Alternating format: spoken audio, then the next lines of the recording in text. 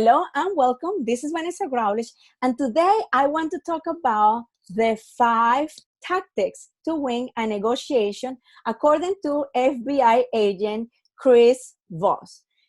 Chris, or Mr. Voss, he wrote a book, which is a bestseller, called Never Split the Difference. He's actually a former FBI top hostage negotiator. And basically, the book says negotiating as if your life depending on it. The book basically talks about his experience of dealing with, terrorists, people that basically, have always the worst intentions and zero sympathy or empathy, right, in life. And then he explains how these 5 tactics can help anyone just basically, win a negotiation. And when you say winning a negotiation, it's not so much like, oh, they're going to do everything I want. No, it's trying to find the best efficient way to get something from here to just get it done. Now, let's start with number one, tactic number one. Tactic number one says mirror words selectively. Now, when he says to mirror, he says, repeat the last 1 to 3 words your counterpart just said back to them. So, for example, he says that if you mirror the last words or 3 words, then the counterpart is already saying, okay, he did listen to me or she did listen to me, and you're already building a connection of, so what you want is, so let's say that I'm the person and I say, all what I want is this to get done. Then you're going to say, okay, so you want to get this done. So that's basically what he says, mirror words selectively. Because as you can see now, if I tell you I want to get this done, and then I repeat to you, and I'm the counterpart, and I said, okay, so you want to get this done, you smile. He talks a lot about, body language. When you smile, according to the statistics that he said in another speech, because I had to do a little bit of research before doing the podcast, he says 31% of your brain is more effectively if we are in a good mood. So he always says the first thing you should do is just smile. Hey, how are you doing? Do a nice introduction to yourself. Hello, how are you doing? This is Vanessa Growlich. I have this offer. Let's talk about it, blah, blah, blah, blah, blah. And even if it's on a text messages, and I use emojis a lot because I feel the emojis kind of like, light up the person. And it does work because if you're in person and you smile, it's not the same like, you know what, I would like this and that. I say, I want this and that. Much more different, the body language. Let's go with number 2. Number 2 is practice tactical empathy. Tactical empathy, how he describes it, is that if I intentionally put you in a good mood, this is how he talks, and if you understand that I understand your emotions and where you're coming from, then the counterpart is just basically going to be less defensive. So for example, he says, he says like these examples, it sounds like you're afraid of, or it looks like you're concerned about, and that way he says you're going to start disarming then. And when he says disarming, then basically just trying to get why is the real reason that you really want this on the negotiation. Is it something emotional? Is it something that is rational? So he says practice tactical empathy. Number 3, get to a no. So he says being pushed for yes makes people defensive. They feel a trap. And then he says here, lawyers actually have a name for this, and they call it cornering. Who wants to be cornering? But saying no makes the speaker feel safe, secure, and in control, so trigger it. So he says, for example, it's now a bad time to talk. If they say no, you got them. Have you given up on the project? Again, I'm using his example. So this is basically how to get to a no. Sometimes when you have and I don't want to say aggressive negotiators, I want to say the ones that are very demanding and, assertive, like I want this, and that.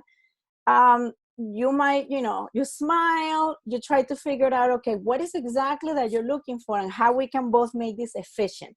Now, get to a no is that you feel that person is, well, blah, blah, blah, blah, blah, and you said, maybe is this a good time to talk about it? Because maybe we can talk about it in the next 10, 20 minutes. They say no, bingo, you already won your first step. Number 4, trigger, that's right. So He says, the moment you have convinced someone that you understand their dreams and feelings is the moment a negotiation breaks through, because they're going to say, that's right. The word "that's right," basically what it is a response by summarizing and reaffirming how your counterpart feels and what they want. So, if you tell them, okay, so you're looking for this and that, and they say, that's right, you already made a connection with the counterpart and saying, okay, I understand your terms. I might not agree with them. I'm going to try to go ahead and go and figure out what is the most efficient way so that we can both be in the same page.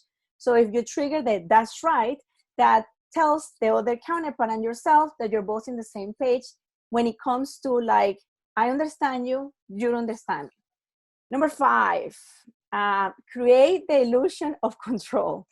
Most of us want to be on control, especially when you're doing negotiations, right? You always want to, feel that you have that power. And I feel like when things, there's always going to be a winner and there's always going to be a loser, because there's not a winner if there's not a loser. And if we talk about life, probabilities is going to always have a winner, and there's always going to have a loser, because you're going to have an outcome that can happen against one that cannot happen. So how do you create the illusion of control? So this is what he says. The secret to gaining the upper hand in a negotiation is to give the other side the illusion of control. Don't try to force your opponent to admit that you're right. Ask questions that begin with how, what. So he says, not only that will give you time to think about what to do in the next step, but it will also make them think like, well, I do want this, but how do I do it? And something that an irrational thing that they might want in the negotiation, instead of saying like, no, I'm not going to do that, the question will be, okay, so how do we reach that in a rational way, less costly than the option that I'm giving you? Can you tell me how do you do it? And that's basically, I think, one of the best ones, because I feel like when someone is demanding something in a negotiation and the questions how, what, and then you start bringing numbers, then things get a little bit in a different, situation. For example, when you are negotiating, I think what is the important thing when you are a buyer? Well, let's make sure, or buyer or seller, it doesn't really matter. What are the tax rates? If you have all this information, it's much easier then to do the negotiation. Tax rates, inspection report, anything that is basically objective, that no one can fight 2 + 2, most likely you're going to have a little bit of leverage, and it's going to make the negotiation a little bit easier. Besides that, again, he just says to do a smile. These are my notes. He also talked about in one of the other videos about the F word. And he says, the F word, and again, this guy has been negotiating with like big, big dangerous people. He says, don't ever use the F word, fair, because it has been overused and it feels the other party that they're being unfair. So, if you say, well, you know what, I think this is a fair price. He says that the F word triggers the other counterpart to think like, well, it's not about being fair, it's about being efficient and rational. So sometimes the word fair, he says that is being overused in negotiations, and it should not be used, because when you say, well, this is a fair price, well, the market is fair, and you think about it, it's actually a very subjective word. Fair means what?